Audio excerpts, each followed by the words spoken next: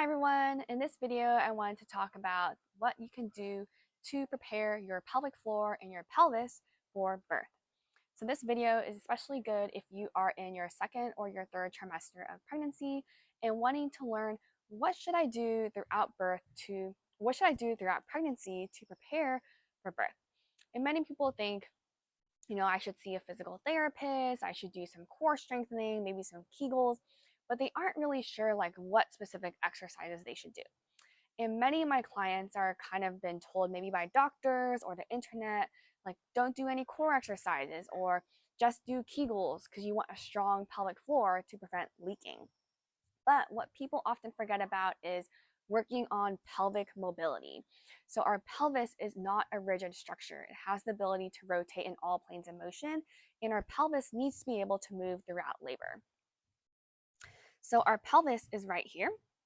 Our pelvis should be able to move. We should have opening at the top and bottom, rotation side to side, and then we should have anterior and posterior pelvic tilt. So many people, again, think our pelvis is just this rigid structure, but we really want to make sure and train our body throughout pregnancy for our pelvis to move in all these planes of motion. Because if our body can't do that throughout pregnancy, and it has to do it during labor, it might have difficulty doing that during the labor and pushing process. So one of the most important things you can do throughout your pregnancy is working on your pelvic mobility. So how do I do that? So this video is not specifically what exercises to do. I will link some of the exercises below, but I wanted to show you why this is so important.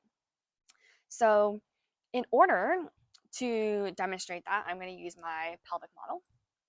So it's really important that you work on your pelvic mobility. And the reason why that is because during different stages of the labor, the pelvis will need to be in a different position because the pelvis needs to be able to move so that the baby has more room in the birth canal to navigate its way out. If your pelvis is a rigid structure and it doesn't move well, it might cause things like a slowing down of labor. You might be plateauing at the same level. Your labor may not be progressing. So it's really important that throughout labor, you are moving. You are trying to put your body in different positions that helps open up the pelvis in a way that makes more room for the baby to navigate the birth canal.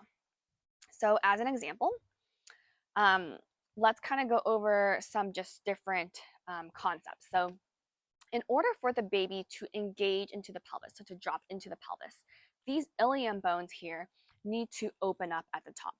Now, when that motion happens, this little circle, this pelvic inlet, opens up and baby has more room to drop into the pelvis. If we're kind of hanging out in a position like this and our baby's trying to get into this narrow spot, baby may not even ever engage. So we need to make sure that we're training our body to be able to do this out flare motion of the top of the pelvis. Another example is at the bottom of the pelvis. Now, in order for the baby to exit, your pelvic outlet needs to open up so that the baby has more room. Your tailbone here also needs to be able to get out of the way. So if your pelvis is not able to open up like here, and then also get the tailbone out of the way, then you may be pushing more. The baby may get stuck down there. So it's really important that you are, again, training your body to be able to move in all different directions so that the baby has an easier time navigating the birth canal. Another example is that at the mid pelvis, which is also known as station 0, the most narrow part of the pelvis, you should be able to lengthen the space between these ischial spines right here. The body needs to be able to open these apart, either through opening bilaterally or one side at a time, so that the baby can kind of make its way through, again, the most narrow part. So it's really important that you are doing exercises, not just strengthening, not just tightening exercises, but exercises in particular that train your body, train your pelvis to be able to move in all of those different positions. Because it won't just magically happen during labor. You have to practice throughout your pregnancy. You have to train your body.